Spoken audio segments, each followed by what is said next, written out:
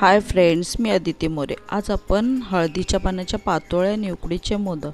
तर हे मी कुंडीत बघा, म्हणजे हळदीचे म्हणजे असं हे लावलेलं मी, ओली हळद असते ती।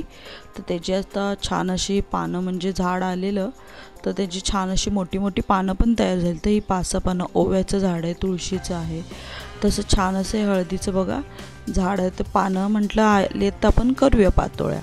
त्यासाठी आता हे लागणारं साहित्य पाहू शकता, जे आपण सारण करणार आहोत त्याचं साहित्य।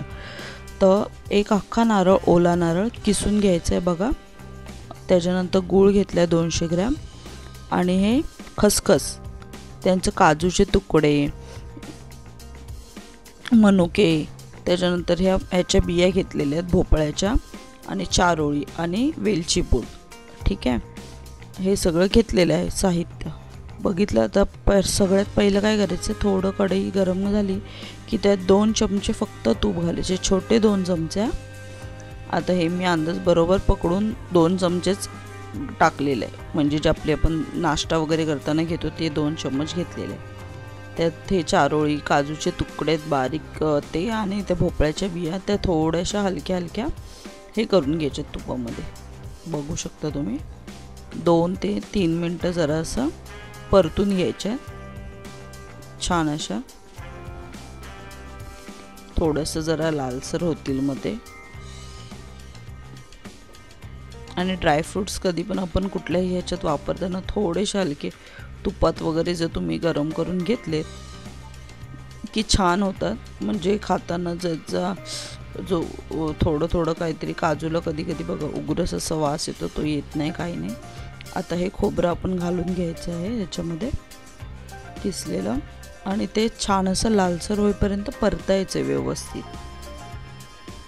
छान असं लालसर होईपर्यंत छान व्यवस्थित परतून घ्यायचं।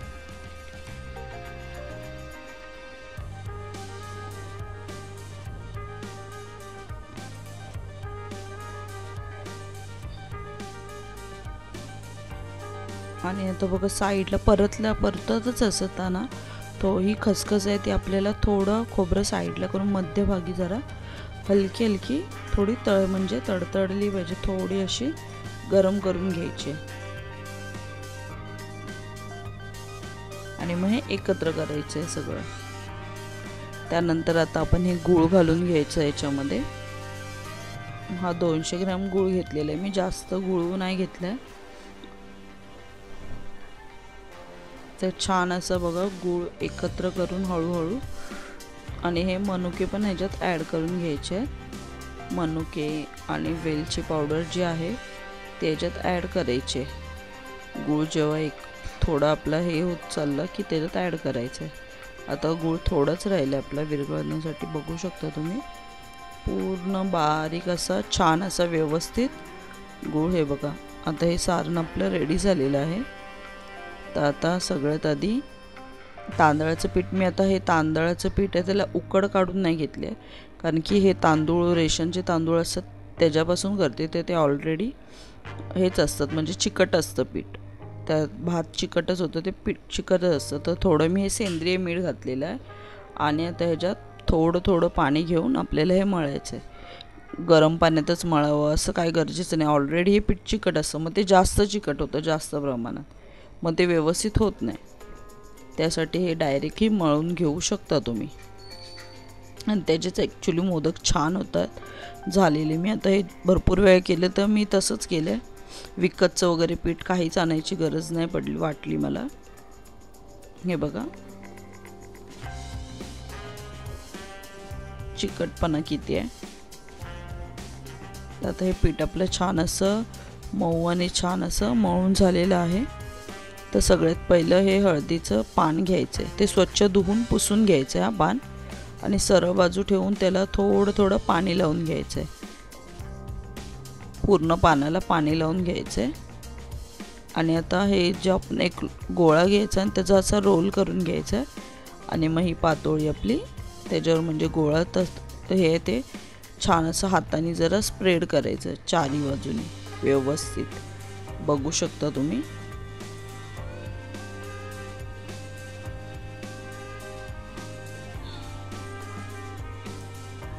हे बघा व्यवस्थित मस्त असं स्प्रेड करत राहायचं.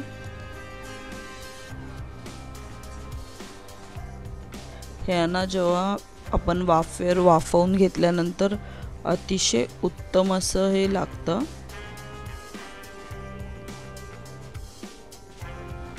मस्त एकदम, कारण की त्याच्यात पूर्ण हळदीचा जेव्हा फ्लेवर उतरतो त्या खाताना एकदम छान असं लागतात.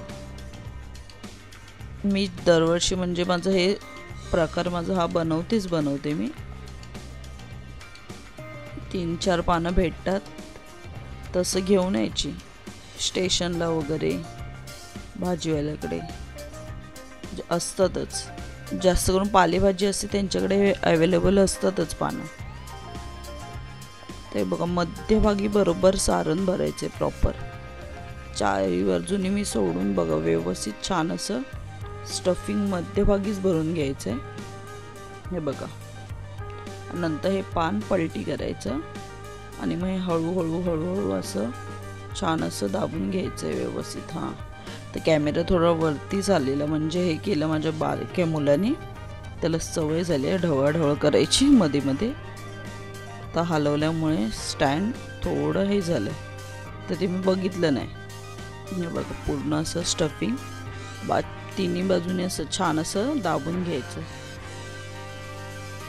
ठीक आहे, अशा पद्धतीने ह्या पातोळ्या सगळ्या आपण करून घ्यायच्या.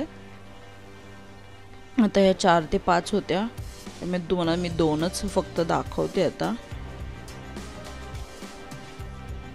हे बघा असं रोल करून घ्यायचं, एक गोळा करायचा, मग त्याचा रोल आहे तेच सेम प्रोसिजर. थोडं पाणी घेत हे स्प्रेड करायचं.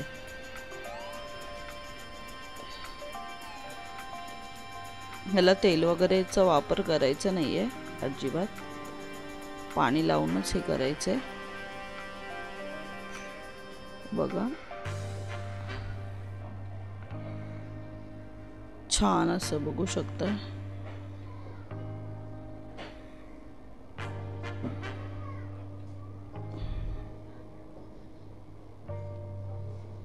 माझा बारका मुलगा हे त्याला पण आवडले म्हणजे त्यांनी खाल्लं या टायमाला फर्स्ट टाइम.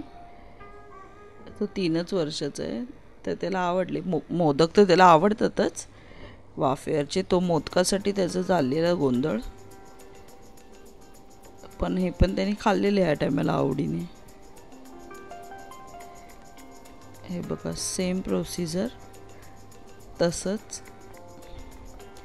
सारण माझं थंड झालेलं,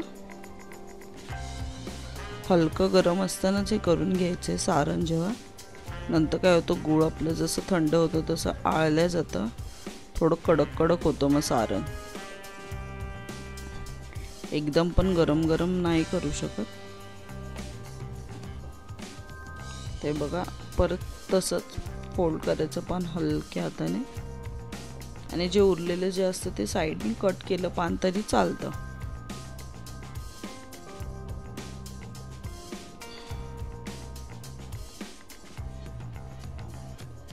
आता हे बघा मी पाणी कढईमध्ये ठेवलं आहे, टोपामध्ये सॉरी, आणि त्याच्यावर ही चाळण ठेवायची आपल्याला. आणि मग चाळणीमध्ये हे एक ह्याला तेल वगैरे काहीच नाही, फक्त चाळण ठेवली आहे आणि ते आता ठेवून द्यायचे. तर मी आता 3 ठेवत होती पण ॲडजस्ट नव्हत्या होत, मग शेवटी 2च नाईलाजाने 2च ठेवले. जसं ॲडजस्ट होतील तेव्हा एका टायमाला 2च वगैरे. हे बघा 2च व्यवस्थित बसल्या मधोमध, तर त्याच ठेवल्यात मी. आणि याच्यावर झाकण मारून 10 मिनटं आपल्याला चांगलं हे वाफेवर हे होऊन द्यायचे, स्टीम होऊन द्यायचे. हे बघा छान असं वाफ हे झालेली आहे. तर आता हे काढून मी पलटी केलेली आहे, तो पण ॲक्च्युली म्हणजे पॉज झालं आहे थोडंसं. हा बघा आता ही दुसरी, म्हणजे एक बाजू झाली की लगेच दुसरी बाजू पलटायची 10 मिनिटांनी. आणि छान असं हे रेडी झालं आहे आपलं. आता हे आपण गरम काढू नाही शकत, म्हणून हा चिमट्याच्या साहाय्याने काढून घ्यायचे आहेत आपल्याला. हे बघा बघू शकता तुम्ही. थंड होईपर्यंत थोडं थांबायचं आहे. थंड झाल्यानंतर बघा आता हे फिरवून घ्यायचे, दोन्ही बाजूने बघू शकता तुम्ही छान असं हे झालंय। थंड झाल्यानंतर हे बघा छान असं आहे बघा, बघू शकते झालेत आपले रेडी। जास्त जाड नाही बघा, कट केल्यानंतर पण बघू शकता पातळ जशी लेअर आली, जास्त जाड वगैरे नाही झालेत अजिबात। मध्यभागी कट करून हे ठेवू। आणि आता मोदक कसे करायचे ते तुम्हाला मी दाखवते बघा।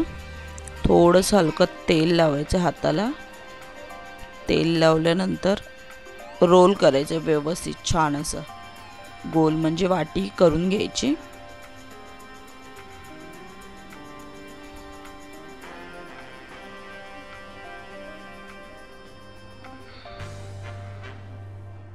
व्यवस्थित अशी वाटी करून घ्यायची बघा। त्यात 1 चमचा सारण, थोडं तुम्हाला वाटलं कमी वाटतंय तर ॲड करायचं। आणि हे बघा पहिला जो आपलं मधलं बोट आहे ते दाबून अंगठा आणि बोटाने दाबून घ्यायचे।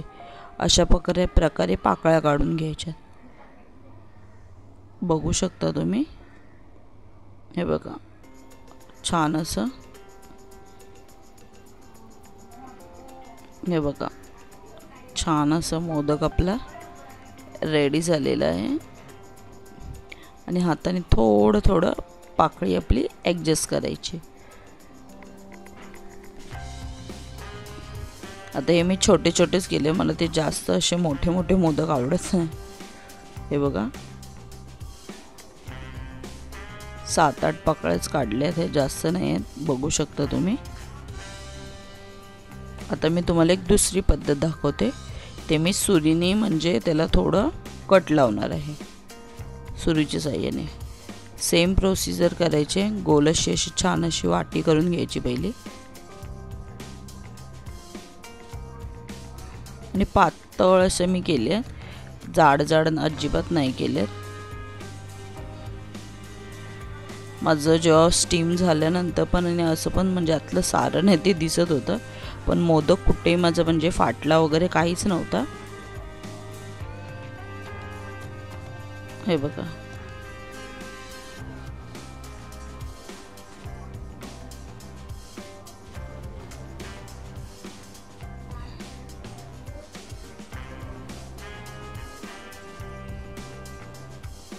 बघू शकता, हे बघा। आणि ह्या कट लावून घ्यायचे छान।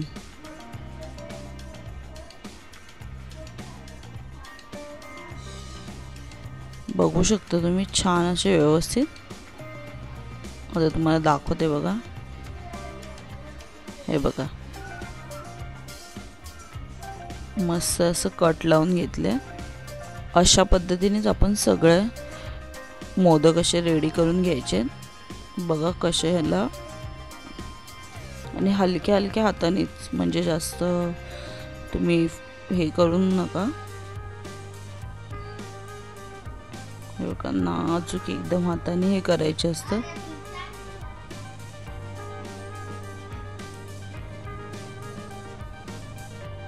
तर आता छान असं हलकं बघा गोल राऊंड करून फिरवून आपला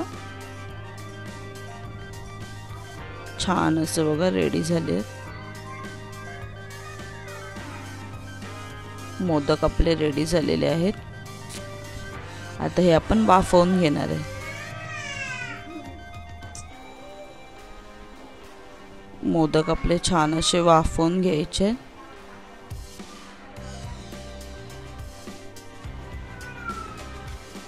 व्यवस्थित असे, हे बघा मस्त आपले मोदक रेडी झालेले आहेत, बघू शकता तुम्ही। आता ह्याला चाळणीला आपण तेल लावून घ्यायचं। जर तुमचं केळीचं पान असेल ते तरी ठेवलं तरी चालेल, पण आता केळीचं पान अवेलेबल नाही म्हणून मी ह्याला तेल लावलंय। तेल लावून आपण छान असं आता हे मोदक ॲडजस्ट करायचे, थोडं साईडला, म्हणजे मधोमध एकदम पण चिटकून नका ठेवू, थोडं प्रत्येक ह्याच्यात अंतर ठेवा। हे बघा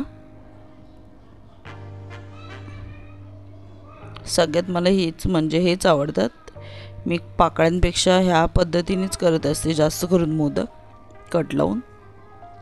हे बघा, हे छान असे आपले रेडी झाले। आता हे वाफून घ्यायचे 10 मिनिटं।